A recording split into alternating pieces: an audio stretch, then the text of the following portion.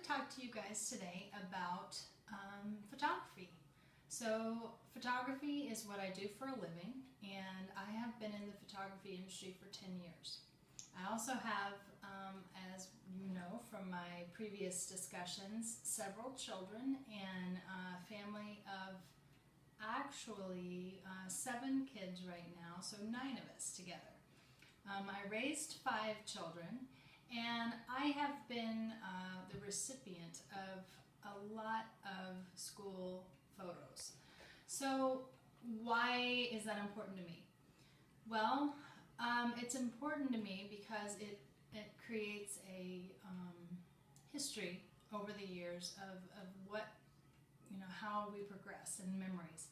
So as we look at the past, and I look at my audience right here, my 18-year-old daughter Alyssa, I also look at her here in 5th grade kindergarten at her kindergarten graduation. So to me, it's relevant because it's a memory. It reminds me when she was little and the progression through the years and the school pictures that she has and I have received, and we've actually kept them year over year. So I had a wall kind of fame for my kids, and I don't know that they were real happy about it, but I would take the year's photo and I'd put it in the front, so the previous year would be behind. So after 12 years, we'd have a stack of 12 photos, and then the big year would be the 12th year, the senior year, and that would be their senior photography, and that would be a big deal. To me, that was second to wedding photography. So what I wanted to talk to everyone about was today, we're kind of losing the emphasis on portrait photography. We live in a society full of social media. Obviously, we all have our iPhones and our Macs and our iPads and technology right now that really we can create pictures anywhere we go and memories, and that's pretty cool. I'm not negating the fact that that is a really great opportunity for us to capture a moment that we wouldn't have had before without a camera, without a 35mm or a Polaroid back in my day. So it's really great to have the social media. It's really great to have the cameras and the cell phones and all of that. But what my conversation to you right now is the relevance and the importance to keep the tradition and to keep those school portraits and the family portraits and the senior portraits and the wedding portraits sacred, and let the professionals do the job. We really walk into somebody's home, and what do? I mean, we look at their artwork, we look at their furniture, but really, you know what I look at? I look at their photography. I look right on the wall and I look at their family picture, and it just makes me feel more part of their world. It makes me feel comfortable. It makes me feel at home. It makes me know them a little bit better. I think we all kind of feel that way. So let's go back to my family. Let's talk about the relevance to me, and then we can bring it back to you. I have a cell phone. I have an iPhone. And I did some research. There are 200 million photos uploaded to Facebook every day from our cell phones and from our social media. 200 million photos every day. Again, that's pretty cool. Those are photos we probably wouldn't have captured if we'd had a 35mm or, we're at our kid's soccer game. I happened to see somebody famous in Nashville a couple months ago, and I'm thankful I had a cell phone and I have it captured and uploaded to my Facebook. So again, that's a really great source of capturing memories. But what are we going to do in 20 years? Where is that information going to be? I think we all need to really think about that. How do we preserve our memories? So I think it is. I think it's in the paper photo. I think paper is important. I think the wall photo and the portrait photography is just something that will never go away and should not become obsolete. So on the computer, my visual aid today, this is my wedding photography.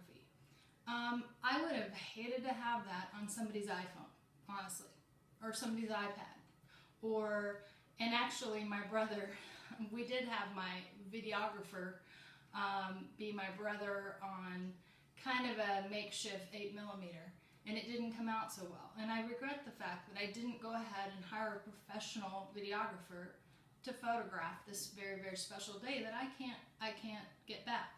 So fortunately, I did get a professional portrait photographer, and I have some amazing pictures that we could not have produced on our own.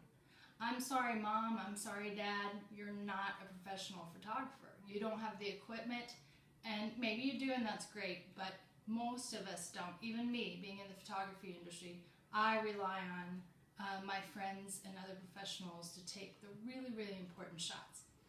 So let me just tell you, let me give you some visuals. So we talked about Alyssa. She's my audience right now. This is her kindergarten photo, and it is, as you see, a professional photo. I did not take that with any kind of device that I had. And this was actually used. We just sent her senior announcement out, and as you see, we had some beautiful photography on the front. Again, these are professional photos. I could not have done this on my iPhone. And then what was neat was on the back, we went ahead and included her kindergarten photo. So all of these, again, professional photographs. And you know what? I might have paid a little bit more for them, but I'm really, really glad I did. And I think she will be in 20 years. So here's my son. He's a little bit older than Alyssa. This is his graduation announcement. We lived in a different state. Again, these are not my photos. I am a professional photographer, but I did not have the equipment, and I hired somebody to actually take these photos.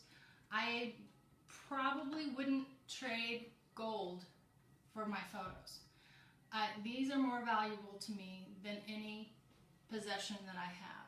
I have 5 big 20 by 20s of my kids downstairs that I had taken several years back at a professional photography studio. I paid through the nose for them, and I did actually work there at the same time.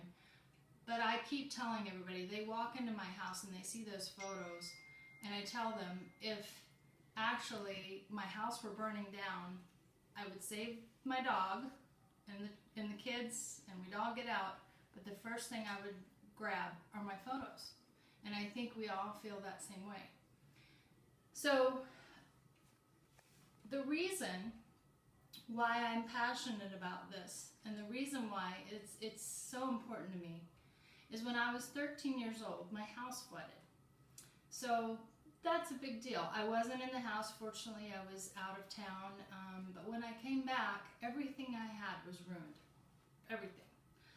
Every possession, and we learned to live with the things that we really didn't need. You know, they weren't that important. The sheets and the piano that my mom had just bought, and all the appliances, everything. But what really got us, the thing that was the most painful, was that a lot of their old photos were ruined. So that had a huge impact on me. Anything else, it was okay. It was replaceable. But you can't replace the memories. You can't recreate Alyssa's kindergarten photo. You can't go back and redo her senior announcement. So again, priceless. So do we count on our memories in a technology that we really don't know what's going to happen in 20 years? Or do we really rely on a professional service to give us a paper product that we can actually save, share, and have the ability to remember for years and years and years?